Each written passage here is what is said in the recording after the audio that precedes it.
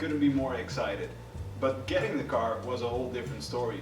You see, I've been looking for a charger for a while now, and in the last couple of years I had great deals fall through because I wasn't in the USA. I was on the other side of the world. I'm in the Netherlands. And I always had this idea that I needed to have a true RT car. It needed to start with an XS VIN number. And getting those as a deal, that's even extra hard when you're not here. One example is one guy had a great RT car running and body-wise in the same condition as this one.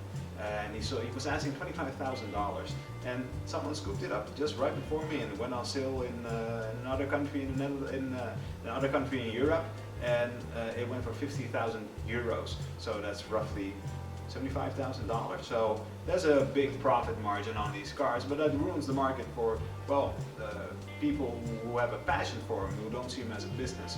But I was searching and searching, and the bug got worse and worse, and I was finally in a position that I had some money to spend on this dream of mine.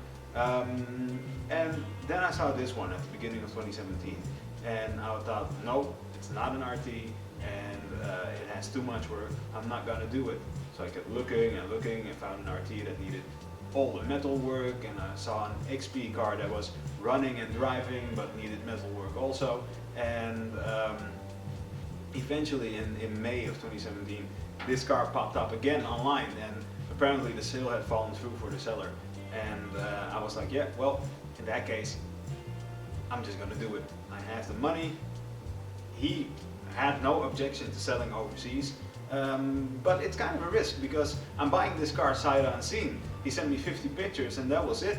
So it was kind of a gamble. So I got into contact with him. We started calling and emailing back and forth, and he seemed like a reasonable guy, a nice guy, and I think he thought the same of me, but I can be a bit intrusive when it comes to the questions because I needed to know a lot of information before wiring all my savings towards the guy to buy this car. So after a lot of pictures, lots of emails, I decided to buy it.